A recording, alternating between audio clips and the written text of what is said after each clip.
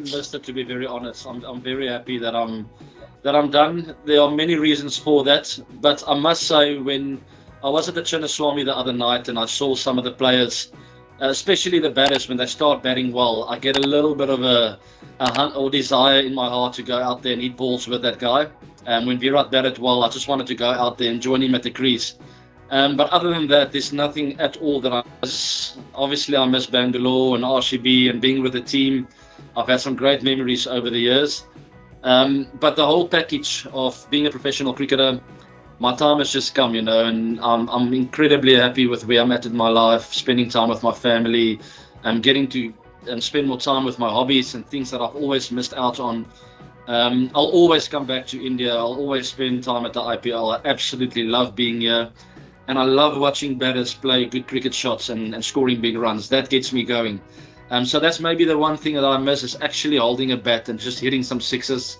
And I know what it feels like to be in that zone when a guy gets going.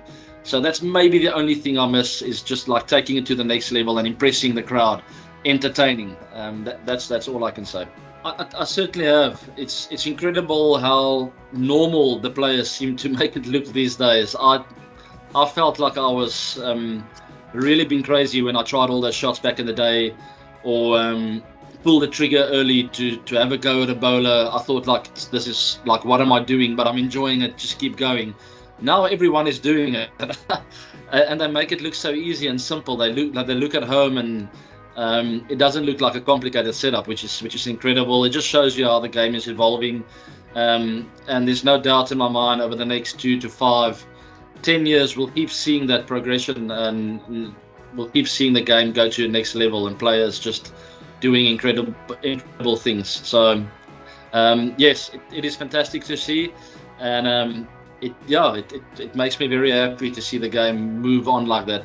All right, I'll just break that up. Firstly, being in this team and the Insiders studio with Viacom and all my friends. I mean, I call them friends. They're not commentators, because we all play together and against each other, and it's just a privilege. We all get along so well. We all know the game of cricket really well. So the banter is always very interesting. We don't always agree, which is great, and I think it's good for the listeners. But we just got a very nice team spirit going. We love what we do. It's actually enjoyable, and that's the first rule when you take something on, is you got to make sure that you enjoy what you do. And we all seem to be having a lot of fun. And yes, it's great to see all the different languages in the commentary. Maybe one day I'll come back and do Punjabi language. We'll see. Yeah, I went through those patches very often. Not very often, a lot of times in my career. And it's something I can write a book about, to be honest. It's to be out of form is something I've always feared so much. And when I was in form, I always respected the fact that my next bad knock could be just around the corner. So when I get in, make sure I keep going and work hard at my game. And I very clearly remember at the IPL, when I had 1 or 2 bad knocks in a row, I would start getting anxious and feel like, you know what, I'm very close to being in bad form here. I've got to quickly get out of it, So he's probably in that phase now where he needs to do something. But the secret of it all is not to panic and not to change your game plan. He's got to stick to what's been working for him over the years. Yes, maybe he can try and remember, what is my basics? What did I do very well when I was just consistently scoring runs? Because obviously he took his game to a completely different level, and it's not a bad thing just to come back a level down again, spend a bit of time there again before you pop out again. You can't always score 140 balls. It's not always going to happen. That's something I had to learn the hard way as well. When the Chinnaswamy crowd going, they're expecting me to score 100 every game. I sometimes had to tell myself, you know what, AB, let's be honest with each other here. You're not hitting the ball very well today. Make sure you just get a runner ball and give Virat the strike, or just get someone else on. And then slowly but surely I get one good shot and then I'm back in again. So he's probably just got to go through that phase where he's got to realize, I can't entertain the crowd every single innings. Get back to the basics, do what I do best, and then there will always be a sign when you get into good form. There will be a bad delivery from a bowler, or you'll hit a good straight drive, and then you can reset and go, okay, hold on, I'm back into great form again. Let's hurt the bowlers. So you'll just have to manage the gears. I call them gears, between first and fifth gear. Where am I at the moment? He's probably in second gear at the moment. respect the fact that you're in second gear, find a way to get to third gear, and then you can push from there. Yeah, that's true. It's still very early, and we haven't seen enough examples of games being impacted with the impact player.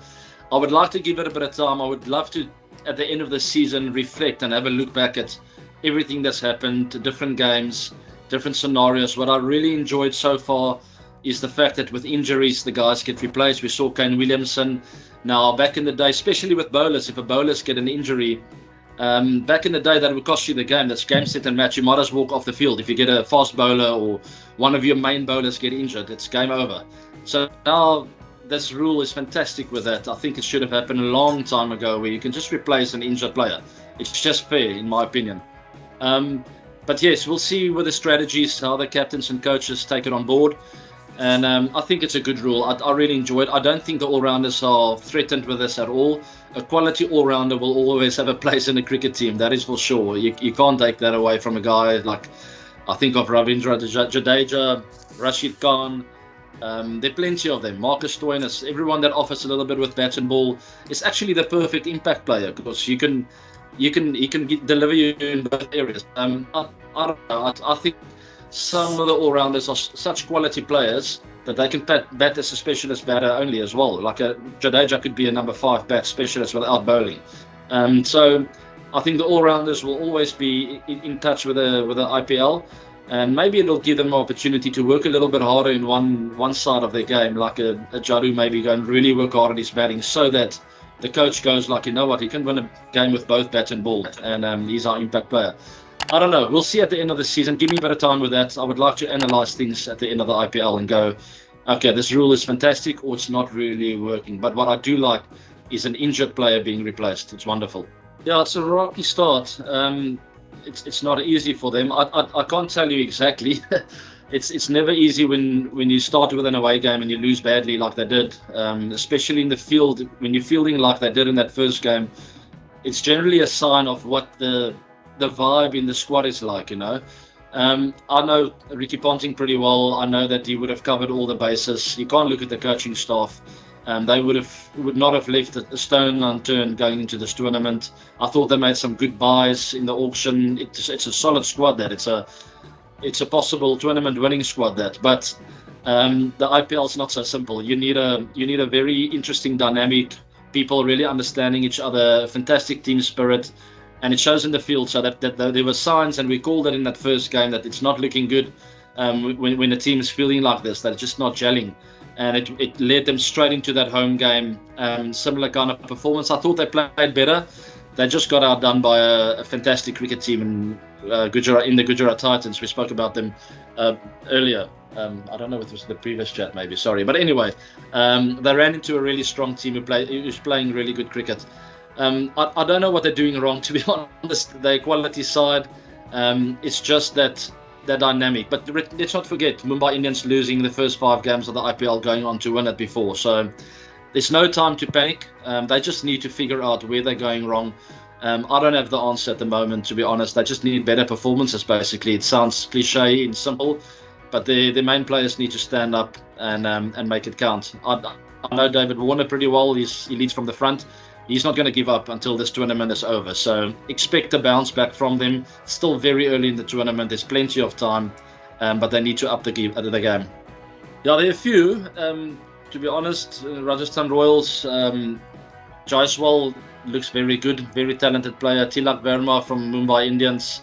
I was in awe when I watched him play at the Chinnaswamy the other day, under pressure, when they really needed him to score some runs. He was there and he made it look really simple. It looks like he's got a lot of time when he's batting. There are a few others that's not coming to mind right now, but those two stand out. Last night's innings, what's his last name again? It's Sai. What's his last name? Sudarshan. There we go. Sudarshan from Gujarat Titans. I think he's a very talented player as well. He kept that whole innings together. He was like the glue of the innings, and he allowed someone like a David Miller to express himself at the back end, which tells me there's a lot of maturity in that youngster. So there's already 3 of them. Every season, I'm just so surprised and impressed with this tournament, how the youngsters keep coming through. Obviously, I have an eye for the batters, because I used to be a batter myself. But it's very impressive, and it's great to see. I really hope so. As I said, I think Gujarat Titans are a really strong team and probably the favourites in my opinion to win the tournament. But RCB had a fantastic start. There's absolutely no doubt in my mind that they can win the tournament. T20 cricket can be up and down. It's not always the best looking team on paper that wins you the tournament. Yes, I think we just got to bowl in that first win. It's a very good performance. We play tomorrow. It won't be easy. It's our first away game against KKR. But then we come back to the Chinnaswamy and hopefully we'll build on the momentum. If we can get an away win, it would be incredible for the confidence of the squad to come back home and we play back-to-back home games then. Then things are looking really good. It's a long road ahead. There's a lot of things that need to fall in place, but there's no doubt in my mind we can win the tournament, and I'm hoping for the best. I don't want to get ahead of myself. If we can just get through the knockouts, that's our first goal, and then anything can happen in those knockouts. We have the talent in the team, there's no doubt about it. I don't know, to be honest. I haven't seen much change. Everything looks very similar. The technique looks solid. He's got good balance at the crease. He's still that busy player with a lot of energy at the wicket. I just feel this season he's coming looking really fresh. I've seen some of his interviews. He's laughing more than ever. He makes jokes. I think letting that captaincy go in the last season played a big role of him just relaxing. He was a fantastic captain, but he did it for a long period of time, both internationally and also the IPL, which can be daunting. You never get time off just to chill and spend time with your family and have a laugh with some friends, So I think that's his mantra for this season, is just to go out and have fun and keep smiling, When he's having fun, that natural talent takes over and he scores runs at ease, which he did in that first innings. And I think the best is yet to come. I think we're going to see some fireworks in the season, and I'm looking forward to watch that happen. See all the world-class bowlers find a way to dominate the batters when it matters most. Obviously variation, clear thinking, calm under pressure, to be composed. And I've always felt the best bowlers always competed, They looked me in the eye. They never sort of started hiding away when they were under pressure. The ones that I got on top of were the ones that sort of, I could see in their face they're looking for a place to hide, and then it's time to go. That's where I got that trigger of, okay, it's time to take these oaks out. So the best bowlers, in my opinion, I would hit him for 6, and I would see at the end of his mark, hold on, this guy's not going anywhere. He's coming back again, and he looks hungry, and he wants to get me out, and he comes back again and again and again and again. Those are the guys that I feel are the best. Alzari Joseph at the moment is a prime example of that. He's gone for back-to-back 6s in the previous game, and the next ball he's back there with a fast bouncer, and he looks the batter in the eye, and he's competing, and he wants to win the game for his team, Those are the bowlers that are the best. Rashid Khan, every single ball he bowls, he wants to get a wicket. He gets hit for 6s, but he comes back the next ball, and he keeps going and never stops. So it's not as simple as it sounds, but in my opinion, over the years of playing cricket, those are the guys that I found, hold on, these guys are here to play cricket. They're not going to hide when I take them down. They're coming back. Even if they get me out at the end of the day, they will tell me, oh, you got to walk off the field now because I just got you out. That's competition for you, and I feel that's what the bowlers need to be good. Obviously, good planning, good field placings, a good relationship with the captain, all those things goes without saying. And you call that homework. But other than that, I just want the bowlers to look the batters in the eye and compete.